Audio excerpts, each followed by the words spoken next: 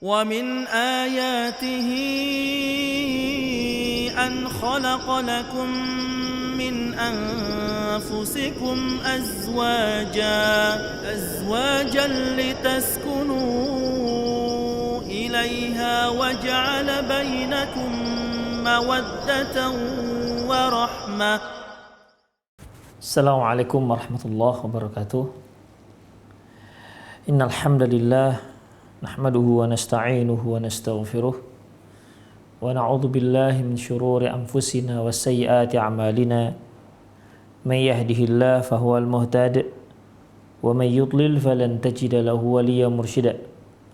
Asyhadu an la ilaha illallah wahdahu la syarika lah wa asyhadu anna Muhammadan abduhu wa rasuluhu alladzi la nabiyya ba'dah.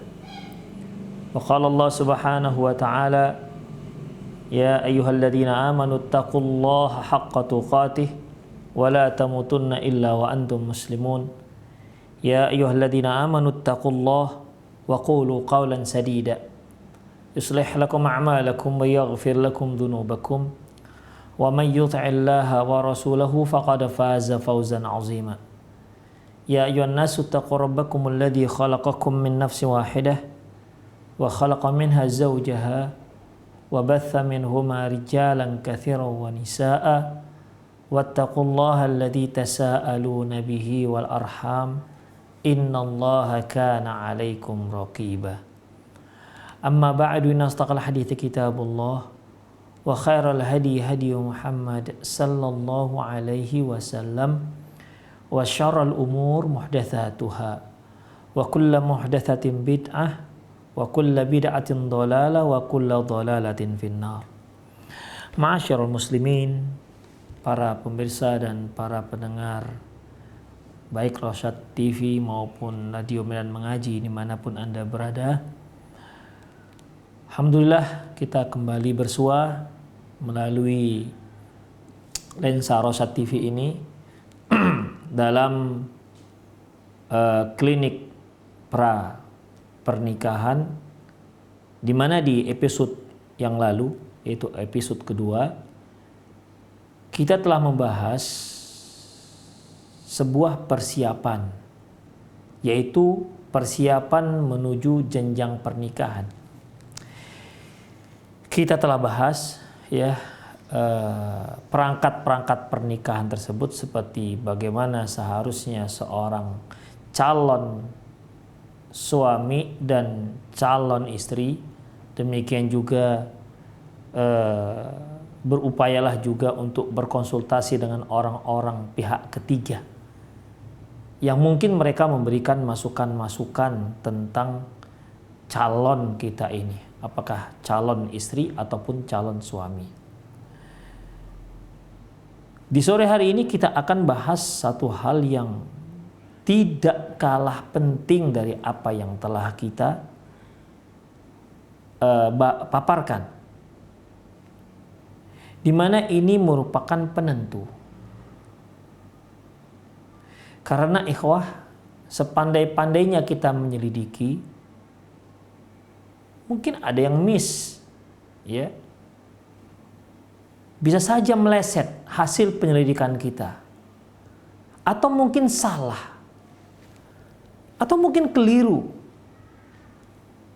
Orang yang kita kira baik, ternyata dia tidak menunjukkan keoriginalannya.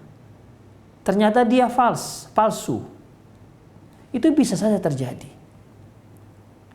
Ketika kita kenal dia, kita lihat orang yang Masya Allah, lemah, lembut, santun.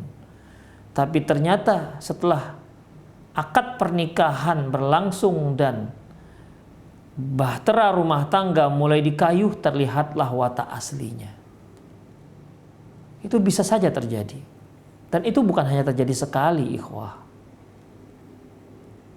Kita merasa orang ini merupakan orang yang perhatian, tapi ternyata setelah berada dalam satu rumah, ketahuanlah watak aslinya bahwasanya dia adalah seorang yang kasar. Ternyata apa yang dia tampilkan di hadapan para teman-temannya berbeda dengan aslinya. Itu bisa saja terjadi. meleset hasil penilaian kita. Karena kita tidak tahu ilmu ghaib. Kita nggak tahu apa yang dia lakukan di belakang kita. Allah mengatakan alimul ghaibi fala yudhiru ala ghaibi ahada. Allah itu yang maha mengetahui ilmu ghaib dan tidak diberikan ilmu ghaib ini kepada siapapun. Kita termasuk orang-orang yang nggak ngerti ilmu ghaib. Kita hanya bisa menilai dari zahir orang tersebut atau melihat siapa dari berita-berita teman-teman terdekatnya. Atau mungkin kita sudah terlena dengan bujukan rayuannya. Atau terlena dengan postingan-postingan di Instagramnya yang Masya Allah betul-betul religi. Bisa saja itu terjadi. Sehingga kita tertarik untuk mempersunting dia. Atau kita tertarik untuk menjadi istrinya. Oleh karena itu ada satu hal ikhwah fiddin yang juga tak kalah pentingnya. Setelah kita berupaya dengan semaksimal mungkin, lantas apa yang kita lakukan dalam memilih pasangan kita ini? Yaitu tawakal pada Allah Subhanahu wa taala. Dan selain itu apa ikhwah? Yaitu perbaiki hubungan kita dengan Allah Subhanahu wa taala. Ada satu perkataan para ulama yang mengatakan bahwasanya perbaiki hubunganmu dengan Allah, Allah akan perbaiki hubunganmu dengan manusia. Karena mereka yang bersandar kepada Allah, dia tidak akan pernah kecewa. Mereka yang hanya tergantung dengan Allah, dia tidak pernah kecewa. Karena dia sedang bergantung kepada zat yang maha berkuasa. Zat yang maha mengetahui. Allah akan tunjukkan kepada kita hal-hal yang mungkin kita tidak ketahui. Ikhwah rahimani Allah wa iyyakum. Oleh karena itu, kita butuh pertolongan pada Allah. Kita mohon pada Allah. Ya Allah, saya sudah berupaya mencari informasi tentang pasangan saya, calon pasangan saya. Kita tinggal bertawakal kepada Allah, doa kepada Allah, ya Allah semoga ini yang terbaik untuk saya. Oleh karena itu apa ikhwah? Sangat penting di sini adanya salat istikharah. Salat istikharah itu isinya, ya Allah seandainya dia baik untukku, untuk agamaku, untuk duniaku, baik cepat maupun lambat maka permudah. Jika tidak ya Allah maka jauhkan aku dari dia dan jauhkan dia dari aku. Namun modalnya ini apa? Modalnya itu kita perbaiki hubungan kita dengan Allah Subhanahu wa taala. Karena kita akan mengharap pada pertolongan Allah. Kita mohon taufik dari Allah. Kita mohon petunjuk dari Allah Subhanahu wa taala. Bukankah Allah Subhanahu wa taala firman dalam surat Muhammad ayat 7? In tansurullah yansurkum. Kalau kamu tolong agama Allah, engkau tolong Allah, Allah akan menolongmu. Tolonglah agama Allah, Allah akan menolongmu. Jadi barang siapa yang ingin meminta pertolongan kepada Allah, maka dia harus baguskan hubungannya dengan Allah Subhanahu wa taala. Allah Subhanahu wa taala firman, "Innallaha ma'al ladzina taqaw walladzina hum muhsinun." Allah orang itu bersama orang-orang yang bertakwa. Allah itu bersama orang-orang yang bertakwa dan bersama orang-orang yang baik. Orang bertakwa adalah orang yang bagus hubungannya dengan Allah Subhanahu wa taala. Orang yang bertakwa adalah orang yang senantiasa berbuat baik, berbuat kebajikan. Dan ini akan dicintai oleh Allah Subhanahu wa taala. Oleh karena itu Allah akan tetap bersamanya. Allah akan beri dia taufik, Allah akan beri dia petunjuk yang setiap hari kita butuhkan. Setiap salat kita selalu berdoa, ihdinas siratal mustaqim. Ya Allah, tunjukkan aku jalan yang lurus. Dalam semua hal dalam kehidupan kita, kita butuh petunjuk Allah Subhanahu wa taala. Bagaimana caranya agar kita dapat petunjuk pada Allah? Maka kita harus bersama Allah. Kita harus perbaiki hubungan kita dengan Allah Subhanahu wa taala. Kalau kita ingin disayangi oleh orang-orang yang beriman. Kalau kita ingin dicintai oleh orang-orang yang beriman, bagaimana caranya? Kita harus mencintai Allah Subhanahu wa ta'ala. Ikhwah rahimani Allah wa iyyakum, dalam surat Maryam ayat 96 Allah berfirman, innal ladzina amanu wa amilus solihati sayaj'alu lahumur rahmanu wudda. Sesungguhnya orang-orang yang beriman dan beramal soleh, Allah akan tanamkan kecintaan pada orang-orang yang beriman. Jadi di sini kalau kita ingin dicintai oleh orang-orang yang beriman, dicintai oleh orang-orang yang bertakwa, dicintai oleh orang-orang yang dekat dengan Allah. Jadi bagaimana? Dekatlah kita dengan Allah Subhanahu wa ta'ala. Itu sebagai imbalannya. Allah akan tanamkan kecintaan terhadap diri kita kepada mereka, yaitu orang-orang yang baik. Rasulullah pernah mengatakan, wala ya'kulu ta'amak illa taqih. Janganlah ada yang makan makananmu kecuali orang yang bertakwa. Loh, lantas gimana? Nggak boleh kalau ada orang yang kurang baik makan makanan kita? Nggak begitu, ikhwah. Ya, nggak begitu. Lantas apa makna hadis? Ikhwah, kalau kita yang namanya berteman, ketika kita orang baik, tentunya kita akan berteman dengan orang-orang baik. Umumnya yang makan makanan kita, harta kita, itu adalah orang-orang yang kita kenal. Orang-orang yang kita kenal dekat, orang-orang yang teman-teman kita. Ketika kita la tusahib illa taqi, jangan kamu berteman kecuali orang yang bertakwa. Artinya bagaimana, ikhwah fiddin? Ketika teman-teman kita adalah orang-orang baik, ketika teman kita adalah orang-orang yang bertakwa, otomatis yang makan kita juga orang-orang yang bertakwa. Dan orang-orang yang bertakwa ini tidak akan bisa mencintai kita kecuali kita juga menjadi orang yang bertakwa. Ketika kita sudah baguskan hubungan kita dengan Allah Subhanahu wa ta'ala, maka Allah akan hunjamkan kecintaan. Allah akan berikan kecintaan tersebut sehingga orang-orang yang beriman cinta dengan kita. Ini merupakan modal besar, ikhwah fiddin, untuk mendapatkan pasangan yang santun, untuk mendapatkan pasangan yang fadhfar bidzatid din, kata Rasulullah, yang bagus agamanya. Itulah dia. Ya. Ikhwah fiddin rahimanallahu wa iyyakum, dalam sebuah hadis dari Abu Darda radhiyallahu anhu, di mana dia mengatakan, wa ma aqbala 'abdun biqalbihi 'ala Allah, tidaklah seorang hamba menghadapkan wajahnya kepada Allah illa aqbalallahu ta'ala biqulubil mu'minin, kecuali Allah akan balas dia dengan membawa hati orang-orang mukmin. Untuk apa ini? Nafida ilaihi bil wuddi wa rahmah. Allah akan bawa hati orang-orang mukmin sehingga mencintai dan menyayangi orang tersebut. Kemudian wa kanallahu bikulli khairin ilai asra. Sungguh Allah lebih cepat membalas kebaikan dibandingkan kamu.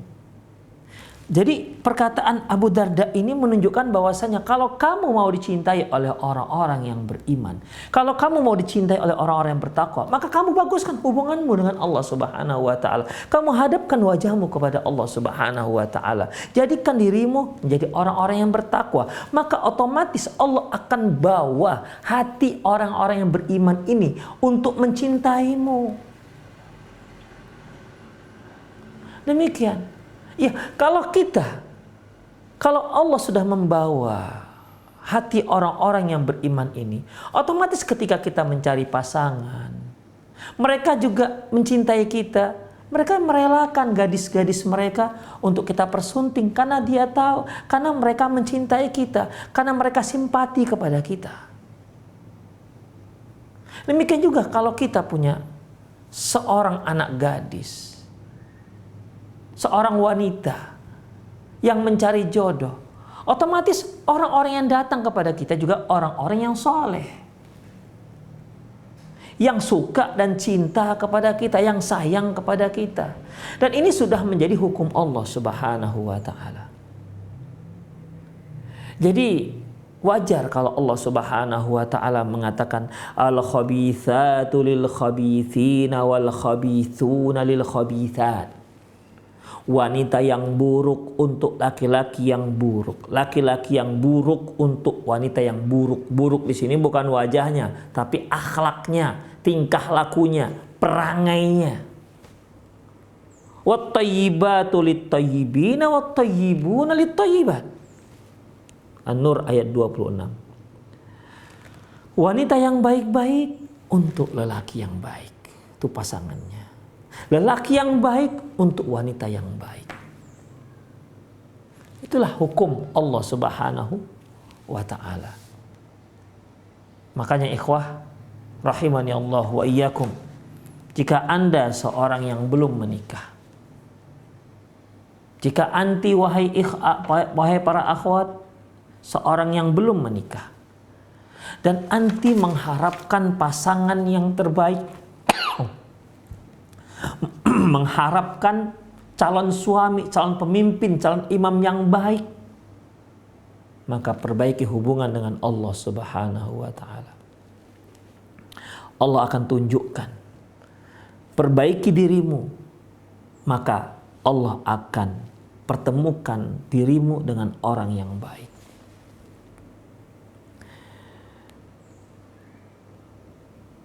Kalau kita ingin terlepas dari kesalahan, misalnya, maka kembali kepada Allah. Kalau kita sudah dekat dengan Allah, Allah akan lindungi kita dari kesalahan. Allah akan lindungi kita dari tindak kejahatan orang lain. Bukankah Allah Subhanahu wa ta'ala firman, "Alaihissallahu bikafin 'abdah?" Bukankah cukup Allah yang melindungi hambanya? Siapapun yang berniat jahat kepada Anda, atau mereka sebenarnya tidak masuk kriteria Anda sebagai pasangan, tapi dia mulai berakting, dia mulai berpura-pura, Allah akan lindungi Anda dari itu semua. Allah akan lindungi antum dari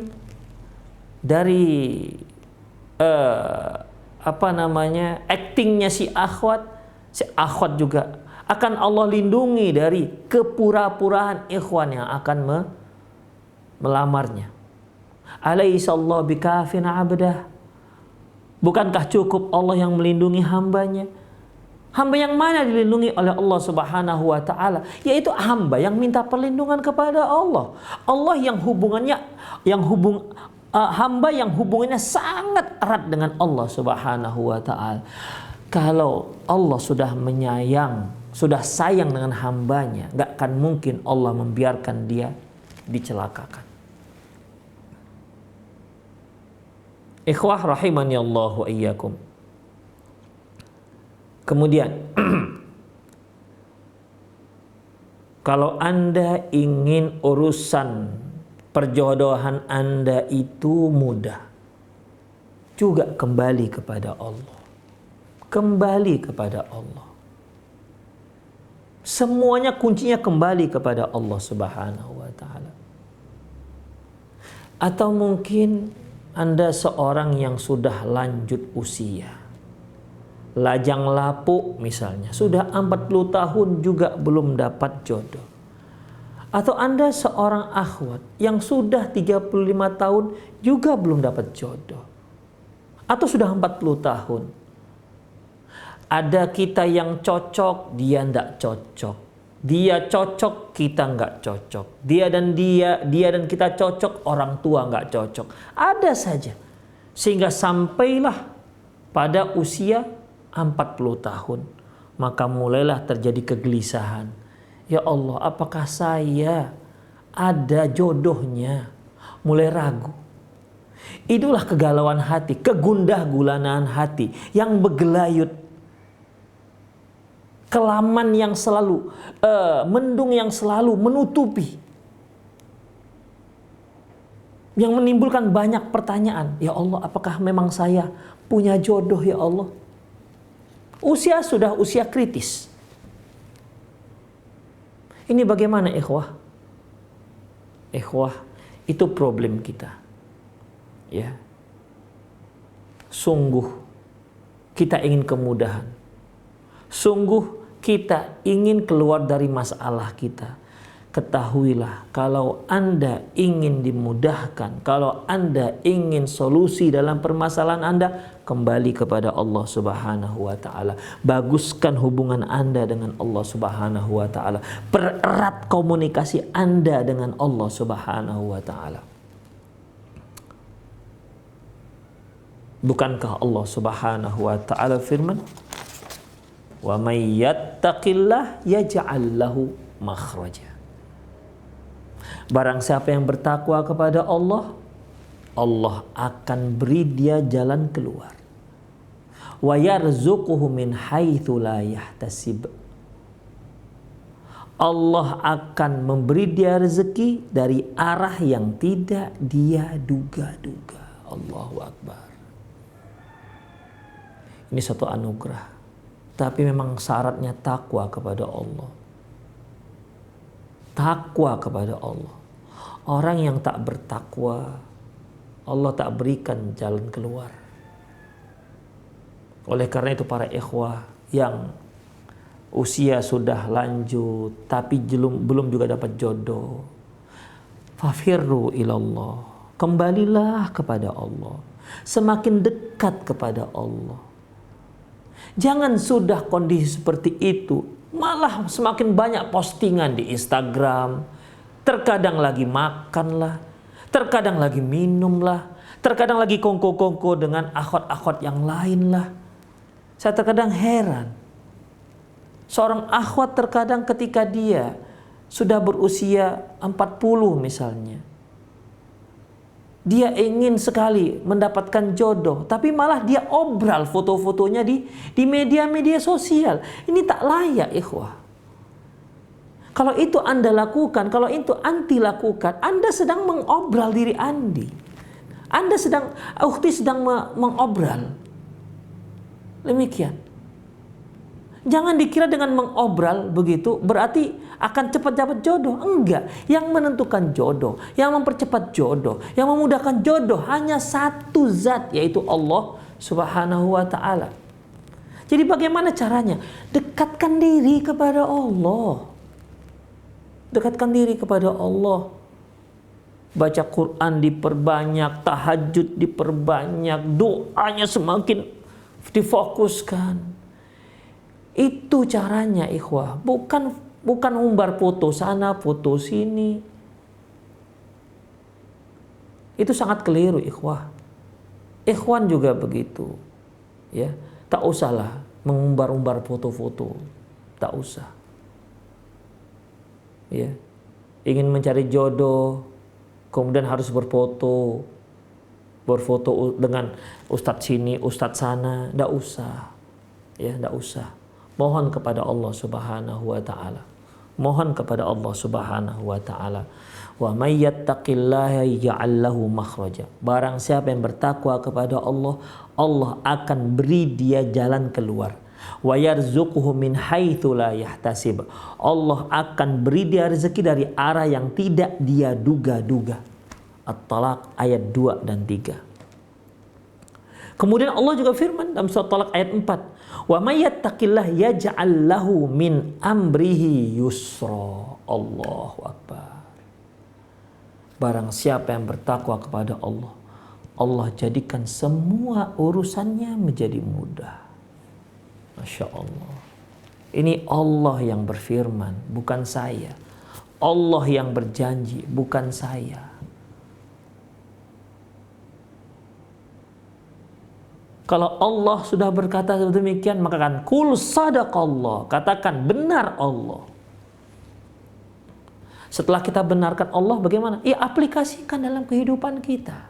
Praktekkan, buktikan, rasakan bagaimana khasiatnya. Rasakan bagaimana kedekatan kita dengan Allah Subhanahu wa ta'ala. Allah akan beri jalan keluar. Apakah kita mulai luntur keimanan kita dengan Al-Quran? Kita tahu ayat mengatakan innallaha la yukhliful mi'ad. Sesungguhnya Allah tidak akan menyalahi janjinya. Kita faham sekali ayat ini. Tapi terkadang ada di sudut hati kita, di relung hati kita, di bilik hati kita seperti antara percaya dan tidak. Iya apa enggak ya? Iya apa enggak? Ini yang membuat kita semakin ragu. Seolah takwa itu bukan menjadi solusi. Masya Allah. Ikhwah, para pemirsa dimanapun Anda berada, perbaiki hubungan dengan Allah. Maka Allah akan memperbaiki hubungan Anda, hubungan antum, hubungan anti, hubungan ukhti dengan sesama manusia yang lain. Kalau kita ingin terlepas dari sebuah ancaman, atau kalau kita ingin terjauh dari maksiat, bagaimana? Juga kembali kepada Allah Subhanahu wa ta'ala. Ikhwah, kita hidup di zaman sekarang ini sudah dikelilingi berbagai macam kemaksiatan. Depan kita maksiat, kanan juga demikian, kiri juga demikian, kitanya juga demikian. Tak terlepas dari dosa. Astaghfirullah. Kita harus banyak beristighfar kepada Allah Subhanahu wa ta'ala. Dan semakin banyak mendekatkan diri kepada Allah Subhanahu wa ta'ala. Seharusnya dengan kondisi sekarang ini kita semakin taat kepada Allah. Semakin takwa kepada Allah. Karena itu yang bisa menjauhkan kita dari godaan-godaan maksiat. Ingatkah ikhwah tentang kisah Nabi Yusuf alaihissalam ketika dia dirayu oleh seorang istri raja, istri Perdana Menteri yang disebut-sebut dengan nama Zulaikha. Ikhwah, perlu diketahui ya, itu Zulaikha cinta dengan Nabi Yusuf. Ini Zulaikha ini bukan wanita sembarangan ya. Ya, bukan wanita sembarangan. Zulaikha ini anak seorang raja.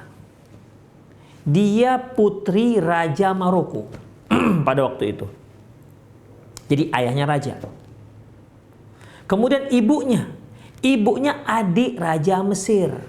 Waktu itu Raja Mesir bernama Rayyan bin Walid. Adik Rayyan bin Walid.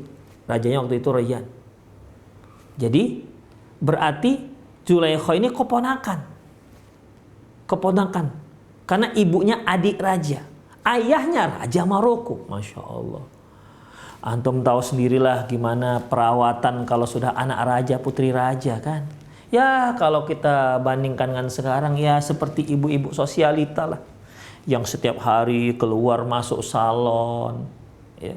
Rambutnya dikrimbat, kemudian wajahnya yang di facial lah, yang di masker lah, yang di scrub lah, nanti bodinya ada proses whitening, body whitening lah, luluran lah, spa lah, ya supaya terlihat lebih cantik dan indah, disuntik putih lah, suntik vitamin C supaya terlihat lebih bening. Terkadang untuk potong kuku saja harus ke salon, pedicure, manicure, masya Allah. Ya, yang seperti ini, ikhwatiddin rahimanallahu wa iyyakum, kegiatan-kegiatan orang yang punya duit, ibu-ibu kaum wanita yang memang dirawat. Bayangkan, kita potong kuku saja, potong kuku sendiri, mereka enggak, potong kuku di salon. Nah, itu dia, dipercantik dirinya. Karena apa? Anak bangsawan, anak raja. Pastilah terawat. Kalau mak-mak sekarang dari mulai mengatur alis mata lah, bulu mata lah, extension bulu mata lah. Ya. Itu dia ikhwatiddin. Kadang sulam alis lah, sulam bibir lah supaya terlihat merah merona. Intinya ya kalau anak-anak bangsawan terdahulu, anak raja ya pasti terawat. Mungkin mandinya mandi mawar, air mawar, atau mandi susu untuk kecantikan. Bisa saja terjadi. Tapi itulah dia. Yang namanya seorang wanita bangsawan, kaya raya, anak raja, keponakan raja Mesir, ini pasti terawat. Makanya Zulaikha ini, konon, ikhwah, kecantikannya terkenal di seluruh Mesir. Jadi emang kembangnya Mesir, bunganya Mesir. Dan wanita sudahlah bangsawan, cantik jelita, ini yang mencintai Nabi Yusuf. Dan masalahnya, bukan Nabi Yusuf pula yang merayu, tapi dia yang merayu. Masya Allah. Allah menyebutkan kisah ini dalam surat Yusuf. Warawadathu allati huwa fi baitiha an nafsihi wa ghallaqatil abwab wa qalat haytalak. Dia panggil Yusuf ke ruangannya. Dia kuncilah semua pintu-pintu. Wa ghallaqatil abwab, dan mengunci pintu-pintu. Berarti untuk masuk ke ruangannya itu tidak hanya punya satu pintu. Kita tidak tahu entah berapa pintu. Buktinya ayat menyebutkan wa ghallaqatil abwab, dikuncilah pintu-pintu. Berarti bukan hanya satu pintu. Bayangkan ikhwah, kalau kita di posisinya Nabi Yusuf, gak tahulah kita apa yang terjadi. Wanita cantik jelita depan mata, kemudian dia yang memanggil. Saya kira ketika dia sudah mulai kunci pintu satu persatu, ini dada kita sudah berdebar-debar keras, ini ngapain lah mbok ini. Mungkin kita sudah, apa yang terjadi ini? Masih dia kunci pintu, kita sudah berdebar-debar. Demikian Nabi Yusuf alaihissalam, dan dia yang mengajak, dia yang minta hubungan haram tersebut. Dan permasalahan lain, ikhwah, bukan Nabi Yusuf tidak suka, karena Allah menyebutkan walaqad hammat bihi wa hamma biha. Sungguh Nabi Yusuf mau, ingin dengan Zulaikha. Sungguh Zulaikha mau dengan Nabi Yusuf. Nabi Yusuf juga sebenarnya demikian. Ya, ini ikhwah dalam kondisi seperti ini, dan ada kemauan, ada kesukaan juga. Saya enggak, kalau kita lah dalam posisi Nabi Yusuf, saya yakin terjadilah apa yang terjadi. Tapi tidak pada Nabi Yusuf. Walaupun dia suka, tapi dia tahu ini adalah perbuatan yang haram. Apa kata Allah Subhanahu wa taala? Walaqad hammat bihi wa hamma biha laula ar-ra'a burhana rabbi. Kadzalika linasrifa anhu su'wal fahsya. Sungguh Zulaikha suka dengan Yusuf. Yusuf juga mau ada hasrat untuk melakukannya.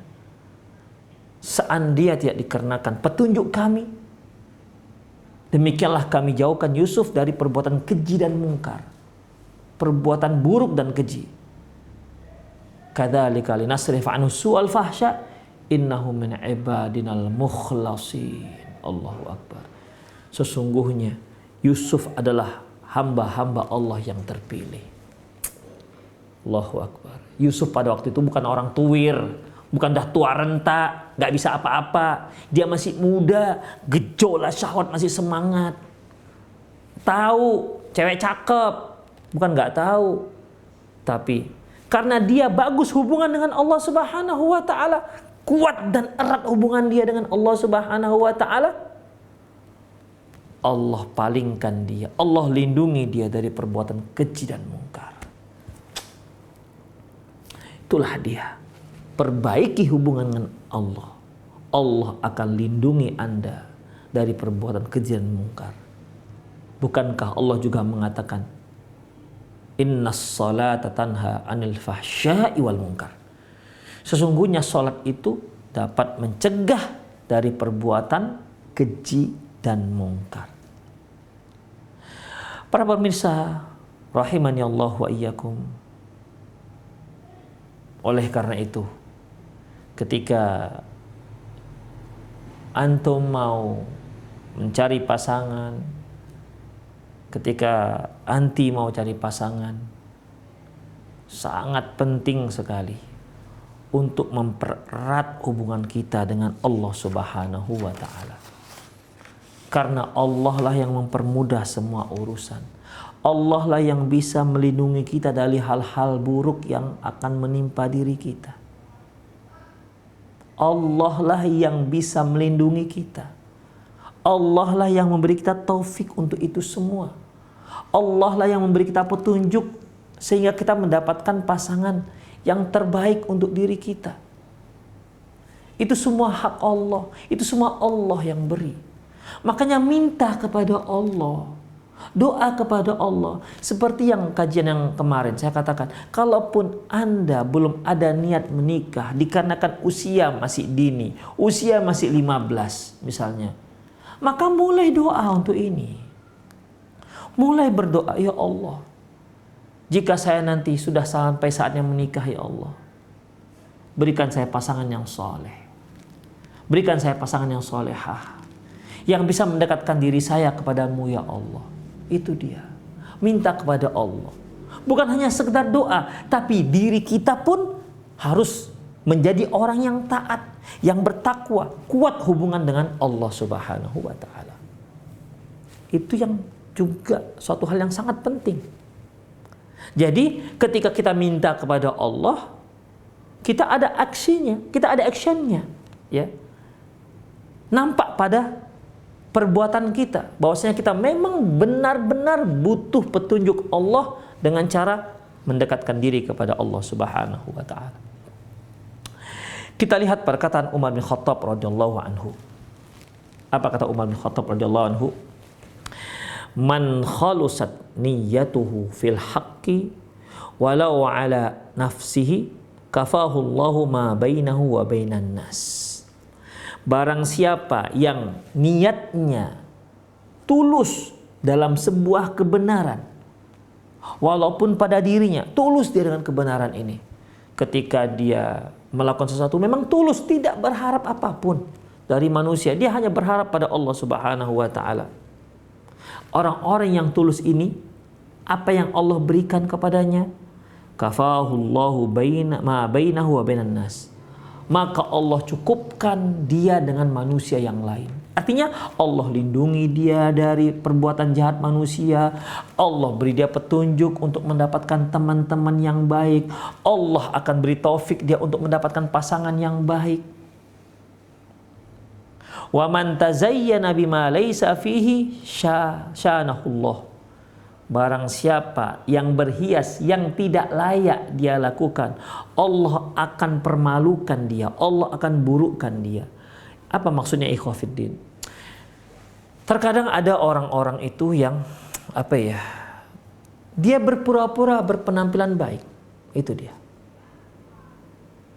Berpura-pura penampilan baik. Acting. Ya. Dia berakting. Padahal apa yang dia tampilkan itu bukan yang sebenarnya watak dia.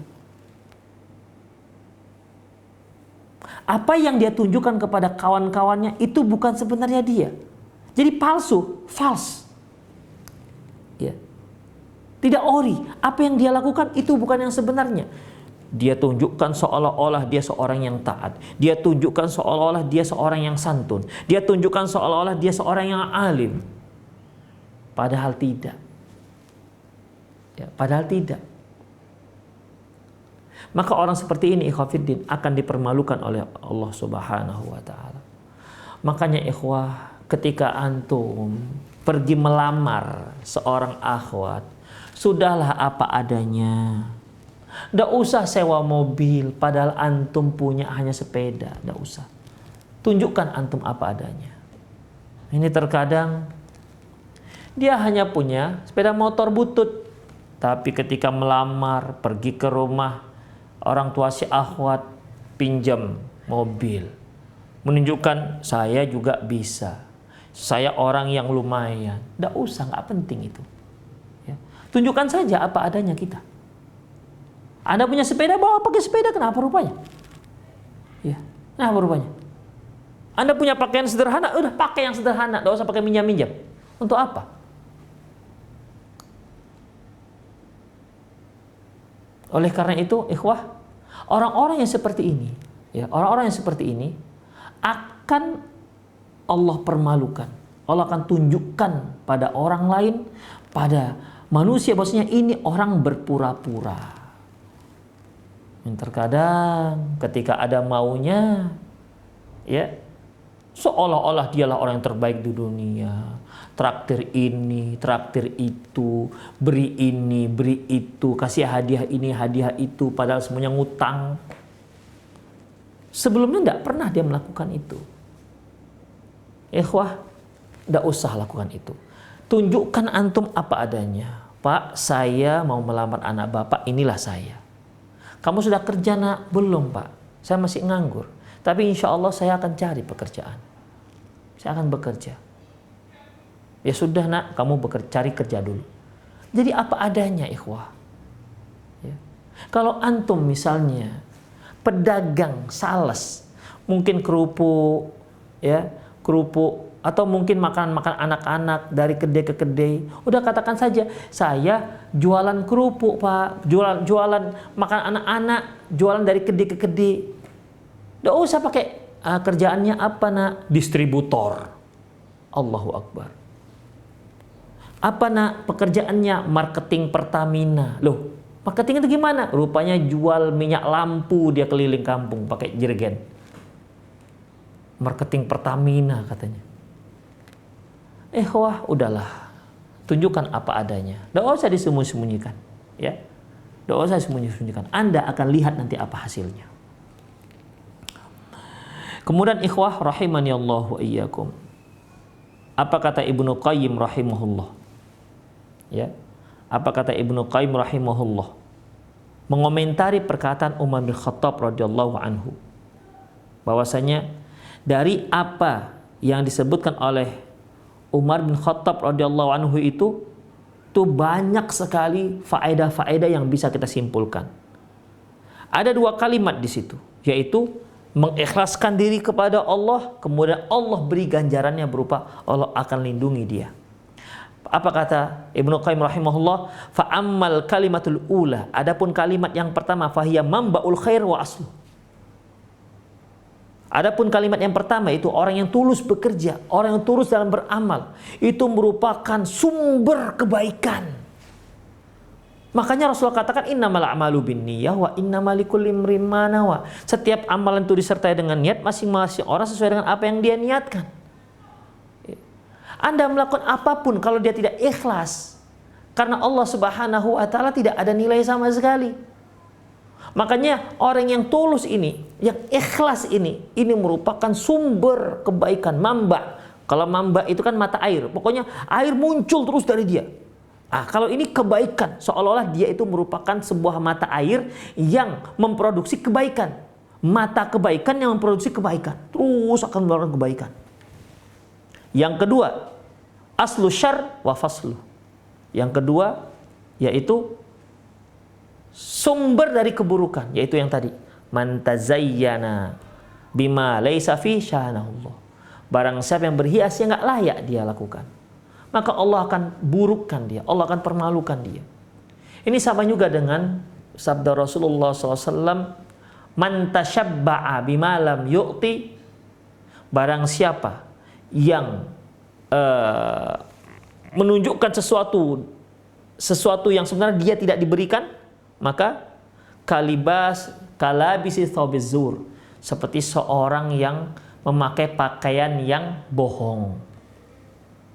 Ya, seperti memakai pakaian yang bohong. Artinya dia bukanlah orang alim, tapi memakai pakaian seolah dialah orang yang mengesankan orang lain supaya dia bahwasanya orang yang alim begitu. Ya, tak usahlah berakting dalam menjalani kehidupan. Tunjukkan saja apa adanya. Kalau memang Anda kurang, ada yang salah, keliru, sudah perbaiki. Ya, perbaiki. Tidak usah pakai berakting.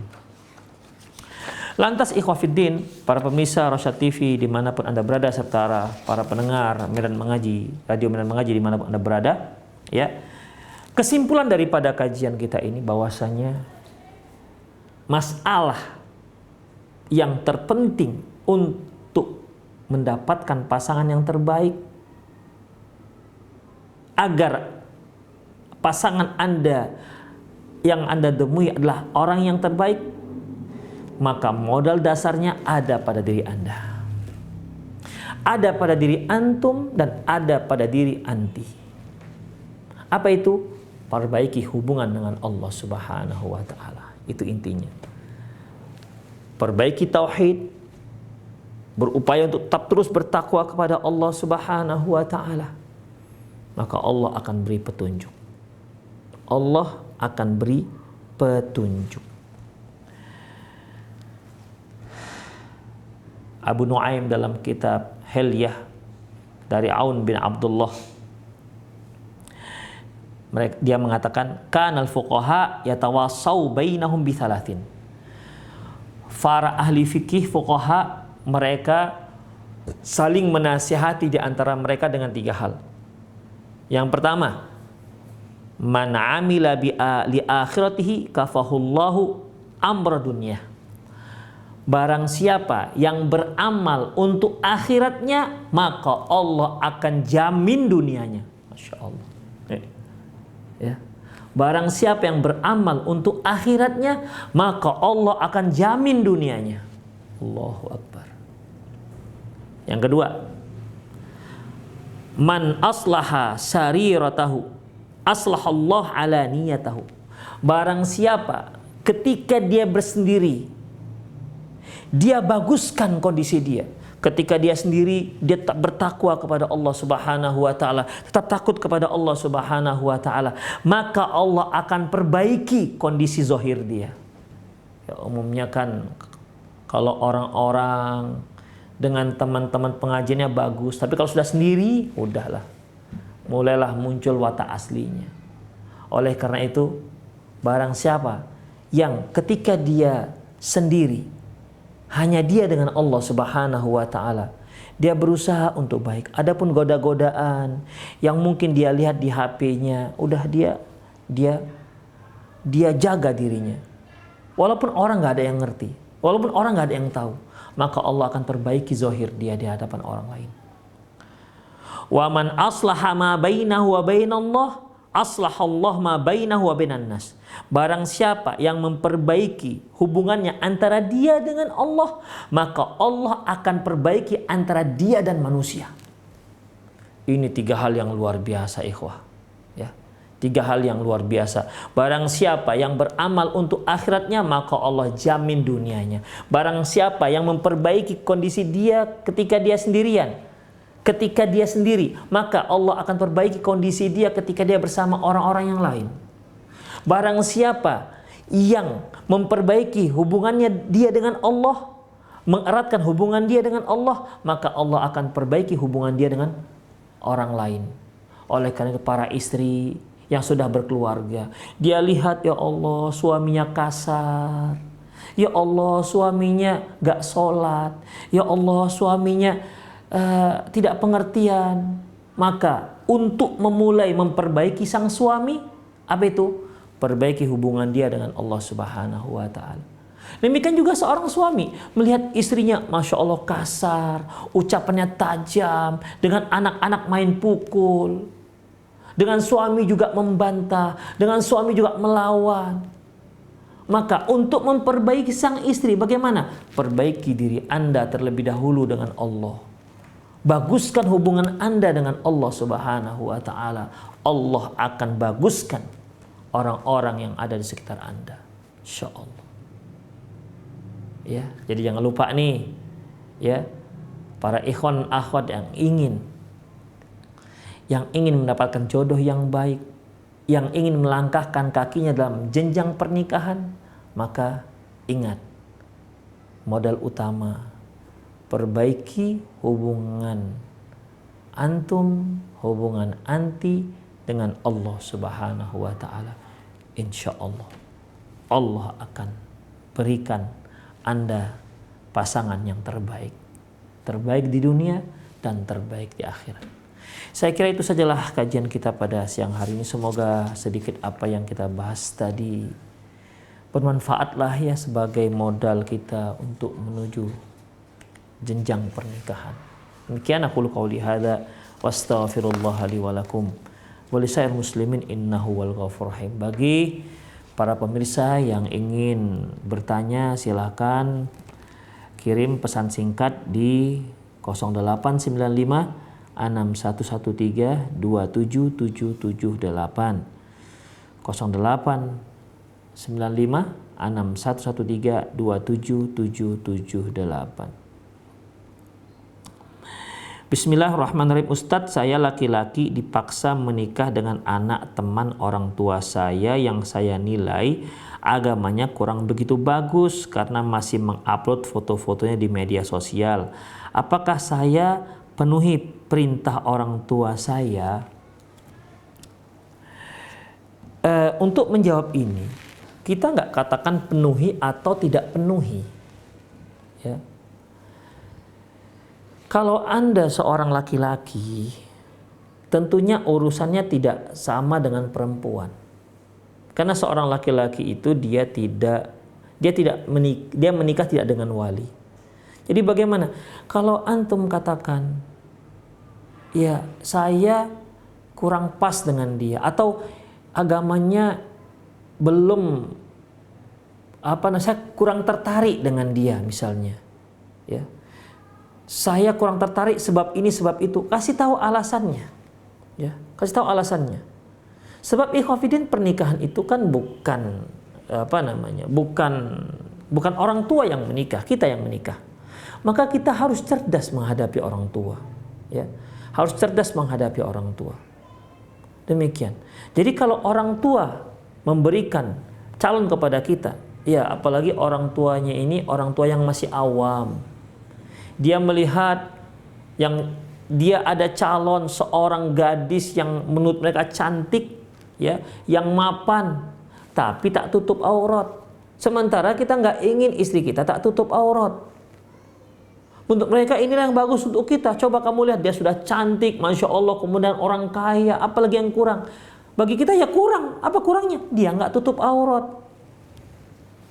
Demikian. Jadi kasih alasan. Kasih alasan, karena kita sebagai laki-laki, orang yang bertanggung jawab terhadap keluarga kita. Ketika istri kita ternyata, istri yang berada di bawah tanggung jawab kita, ternyata dia tak tutup aurat, tak pakai jilbab, maka Allah akan bertanya kepada kita nanti di hari akhirat, fulan, ini istrimu? Ya Allah, ini kenapa dia nggak pakai jilbab? Kenapa dia keluar rumah buka aurat? Apakah kamu tidak ajarkan dia? Apakah kamu tidak memberitahukan kepada dia bahwa ini satu hal yang diharamkan oleh Allah Subhanahu wa taala? Jadi kita bisa beri alasan yang jelas kepada orang tua kita. Demikian ikhwah, ya. Atau mungkin Anda bisa berdakwah dulu. Sebab ini sebab itu ya sudah. Ya kalau seandainya dia nanti sudah berubah, bolehlah begitu. Jadi kasihlah alasan yang baik, ya. Ya. Kasihlah alasan yang baik. Karena zaman sekarang ini kan bukan zaman jodoh menjodohkan, tapi zaman yang memang orang akan masing-masing punya kriteria yang terbaik untuk hidupnya. Demikian. Bicaralah dengan santun, dengan baik dengan orang tua, dengan alasan-alasan yang bisa diterima oleh mereka. Tapi kemudian ikhwafidin jangan lupa doa kepada Allah Subhanahu wa taala. Karena Allah yang membukakan hati. Ya. Allah yang memiliki hati para hamba. Allahu a'lam bishawab. Selanjutnya,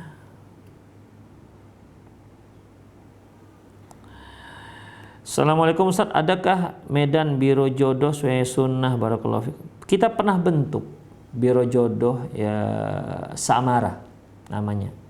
Biro Jodoh Samara. Tetapi terakhir nggak jalan. Kendalanya begini, kendalanya keminiman waktu aktivisnya.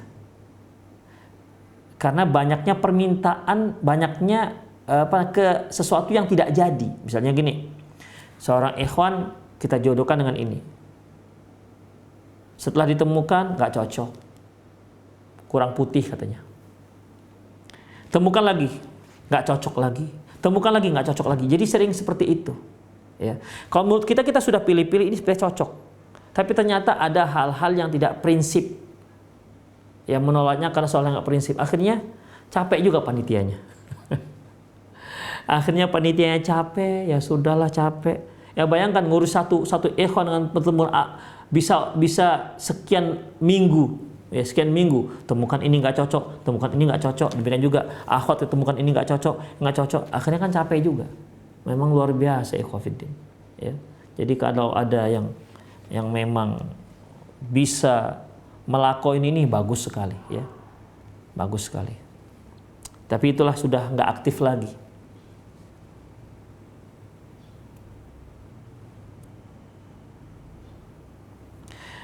Assalamualaikum Ustaz, apakah puasa qadha Ramadan bisa diganti dimulainya pada hari Jumat? Boleh, nggak ada masalah ikhwah. Ya, boleh. Kalau mau mengqadha puasa Ramadan boleh di hari Jumat, nggak ada masalah. Kalaupun ada larangan puasa di hari Jumat, itu Rasulullah SAW mengatakan, yaitu kalau kita nggak puasa sebelumnya dan nggak puasa setelahnya, jadi hanya hari Jumat, itu baru terlarang. Ya, ketika seorang sahabiah datang kepada Rasulullah dan dia kata sedang berpuasa di hari Jumat, kata Rasulullah, apakah Anda berpuasa di satu hari sebelumnya? Kemudian, enggak ya Rasulullah. Apakah Anda puasa satu hari setelahnya? Enggak ya Rasulullah. Rasulullah suruh berbuka dia. Itu dia. Jadi kalau mulai puasa hari Jumat, Sabtu puasa, jadi enggak masalah, ya. Enggak ada masalah karena di luar daripada larangan hadis tersebut. Allahu a'lam bishawab. Assalamualaikum Ustaz, bagaimana caranya agar suami mau ikut pengajian salaf? Karena sampai sekarang suami belum menunjukkan ketertarikan dengan kajian salaf. Yang pertama, ya, ibu harus banyak berdoa kepada Allah Subhanahu wa taala. Semakin eratkan hubungan dengan Allah Subhanahu wa taala. Sebagaimana yang telah kita kaji tadi, perbaiki hubungan dengan Allah, maka Allah akan perbaiki hubungan dengan sama manusia. Doa kepada Allah, perbaiki hubungan dengan Allah Subhanahu wa taala. Kemudian ketika ibu sudah mengaji, maka tunjukkan bagaimana sikap seorang wanita yang solehah terhadap suaminya. Tidak sama seperti wanita-wanita yang tak mengaji. Jadi jangan sampai setelah mengaji bawaannya mau bertengkar aja, mau berdebat saja. Jangan. Ya. Sehingga suami nggak nyaman. Waktu pulang mengaji tiba-tiba uring-uringan. Kenapa? Gara-gara suami merokok. Bang, rokok haram. Astagfirullah, nggak nyaman jadinya. Ya, nggak nyaman. Atau begitu pulang mengaji, karena mengaji tadi disinggung masalah haramnya musik, pulang-pulang suami lagi dangdutan, langsung ditarik cok kontak, seret, tiba-tiba mati begitu. Bisa berang itu para suami seperti itu. Makanya ya, berdakwah dengan cara yang hikmah. Tunjukkan bahwasanya orang yang sudah mengaji itu lebih tahu tentang hak-hak suaminya. Lebih tahu bagaimana cara berkhidmat terhadap suaminya. Karena dia tahu bahwasanya Rasulullah pernah bersabda, lau kuntu amiran ayyasjuda ahadin la amartu imra'atan an tasjuda li zawjiha. Seandainya aku dibolehkan untuk menyuruh seorang sujud kepada orang lain, niscaya akan aku perintahkan seorang istri sujud kepada suaminya. Li'azami haqqi 'alaiha, dikarenakan besarnya hak suami terhadap dirinya. Jadi tunjukkan kalau ibu itu seorang wanita yang solehah, seorang wanita yang lebih mengerti tentang kewajiban seorang suami ketimbang kewajiban seorang istri ketimbang istri-istri yang lain yang tidak mengaji. Lebih santun, lebih peka. Ya. Ketika suami masuk kamar mandi, terlihat dia nggak bawa handuk, bawakan handuk, bang, ini bang. Nah begitu. Jangan sampai suami teriak dulu, dek, ambilkan handuk, ambil sendiri. Jangan begitu. Jangan. Ketika suami misalnya pulang capek, udah persiapkan diri ibu untuk khusyuk. Ini kadang-kadang ibu-ibu kalau dibilangkan begitu, enak kali lah ya para suami itu. Astagfirullah. Ya memang begitulah berkhidmat. Bukankah Rasulullah mengatakan kepada seorang sahabiah, kamu perhatikan posisi suamimu. Innahu jannatuki wa naruki. Dia adalah surgamu dan dia adalah nerakamu. Itulah dia. Ya. Jadi perbaiki diri kita, insya Allah. Pelan-pelan kita ajak suami. Kalau suami sudah terkesan dengan ibu, masya Allah, istriku semakin rajin, semakin perhatian, servisnya masya Allah. Yang tadinya nyapu rumahnya seminggu sekali, ini setiap pagi sudah nyapu. Yang tadinya suami kalau makan langsung dari periuk, ambil nasi langsung dari periuk, ini begitu dia mau makan sarapan, mau pergi kerja sudah terhidang, mulai dari teh manisnya, nasinya semua sudah terhidang, tinggal santap. Masya Allah, servis lebih memuaskan. Demikian, pulang dari kerja ternyata ibu sudah menyambut sang suami dengan ceria, dengan kondisi sudah bersih. Padahal sebelumnya, masya Allah, ya, sebelumnya suami pulang ternyata ibu masih di warung. Tunjukkan bahwasanya ibu adalah seorang wanita yang solehah, yang sudah mengaji, yang ingin menjadi lebih baik. Insya Allah suami akan terkesima, dan itulah yang diharapkan, ya, dia bisa mengikut jejak ibu, insya Allah.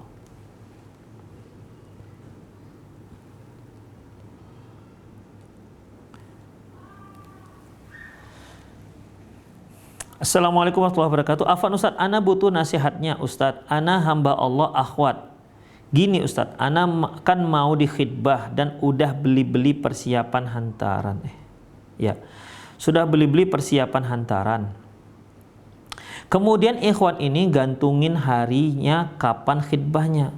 Alasannya ada rasa ketakutan setelah belanja-belanja persiapan hantaran. Apakah ini pertanda ana tidak berjodoh dengan ikhwan tersebut? Mohon nasihatnya Ustaz, barakallahu fikum. Ikhwah, perlu diketahui, saya kira mereka yang pernah melangkah ingin menikah, ya sudah menikah tadinya, ya sekarang sudah menikah, yang ketika dia mau memilih itu tetap ada rasa takut, ada khawatir, benar nggak ini ya, benar nggak ini. Jadi ketika kita sudah memilih seorang akhwat, kita berdoa kepada Allah, kemudian kita pilih, kita sudah tentukan dialah orang yang terbaik, dan kita sudah punya standar pemilihan yang telah kita bahas di episode yang lalu. Kita sudah lakukan itu. Inilah yang terbaik, insya Allah menurut kita. Ya, bagus agamanya, bagus akhlaknya, sepengetahuan kita. Kemudian istikharah, sudah. Kemudian istikharah. Lantas bagaimana? Sudah maju. Jangan hiraukan bisikan-bisikan, karena setan itu kepinginnya antum itu tetap jomblo, menghayal aja bawaannya, ya.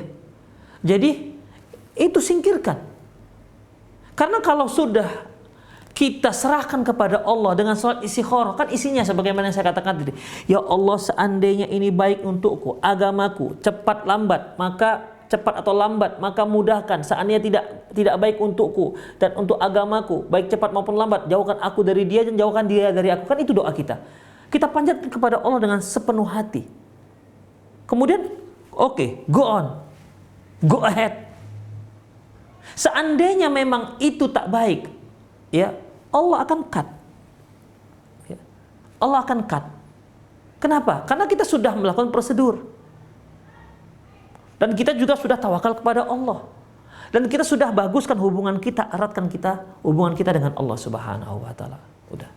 Jangan pedulikan bisikan-bisikan setan. Takut yang tak jelas. Sudah, lakukan. Seandainya terus dimudahkan oleh Allah, maka berarti memang itulah jodoh Anda yang baik. Itu yang terbaik. Ingat, ikhwafiddin, jodoh itu tidak harus dia hafal 30. Belum tentu seorang akhwat yang hafal 30 juz cocok dengan antum yang baru hafal 1 juz. Belum tentu cocok. Ya, belum tentu cocok. Jadi Allah lebih tahu yang cocok untuk kita. Apakah saya ini levelnya cocok dengan akhwat yang hafal Bukhari Muslim? Ataukah saya cocok dengan akhwat yang biasa-biasa saja, tapi dia Masya Allah pandai mengurus rumahnya, pandai mengurus anak-anaknya, pandai mengurus suaminya? Itu Allah yang tahu. Kita sudah tawakal pada Allah Subhanahu wa taala. Kita sudah doa, ya, dan kita sudah mencari sesuai dengan prosedur yang telah disebutkan Rasulullah SAW, sudah, go ahead. Jalan langsung, sudah. Tawakal Allah Subhanahu wa taala. Ya. Jangan hiraukan bisikan-bisikan tersebut. Tawakal Allah, bismillah.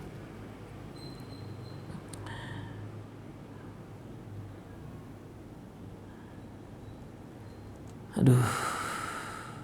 Panjang-panjang pertanyaannya.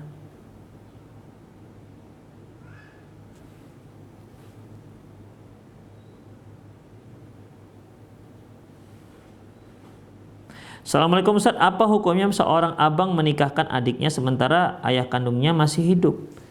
Ini masalah wali ya, perwalian. Kalau ayah kandungnya masih hidup, ya mohonlah kepada ayahnya supaya dia menikahkan. Kalaupun mungkin ayah kandungnya tidak sempat atau dia karena sibuk, boleh mewakilkan kepada adiknya. Ya, demikian ikhwatiddin. Karena memang perwalian itu harus seperti itu, ayah gitu. Nggak bisa dilompat-lompat. Nggak bisa dilompat-lompat. Allahu a'lam bishawab. Demikianlah ikhwatiddin. Waktu kita sudah lewat, ya semoga Allah Subhanahu wa taala memudahkan seluruh kita dalam meraih kebenaran, memudahkan kita untuk mendapatkan ilmu yang bermanfaat dan memudahkan kita untuk mempraktekannya dalam kehidupan kita sehari-hari. Demikian aku qouli hadza wastaghfirullah li wa lakum wa lisal muslimin innahu ghafurur rahim. Subhanakallahumma wa bihamdika asyhadu an la ilaha illa anta astaghfiruka wa atubu ilaik. Wa sallallahu ala nabiyyina Muhammad wa ala alihi wa ashabihi ajmain. Wa akhiru da'wana alhamdulillahirabbil alamin. Assalamualaikum warahmatullahi wabarakatuh.